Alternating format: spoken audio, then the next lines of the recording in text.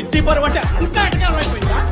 నువ్వు సంపాదించావు పరువు, నువ్వు తీయడానికి రూపాయని పంపిస్తే ఇంకెవరితో తిరుగుతున్నావు? ఎదిగే పిల్లగా బట్టలంటే ఇంకా బెల్లం కొట్టి రాదా చూస్తానంటే ఫస్ట్ డ్రెస్ మార్చండి. ఏంటి లేటు? కాలేజ్ లో రికార్డ్ రాయడం లేట్ అయింది. ఏం రాసినా టైంకి ఇంట్లో ఉండాలా. ఇంటికి పెద్దదానివి, నువ్వేం చేస్తే ఈ రోజున నీ వెనకాతల 5 ఉన్నారు, వాళ్ళు కూడా అదే చేస్తారు. జాగ్రత్త. ఆడపిల్లలు వేసుకునే బట్టలే మన ఇంటి పరువు. వాళ్ళు ఎంత పద్ధతిగా ఉంటే మన పరువు అంత పెరుగుతుంది.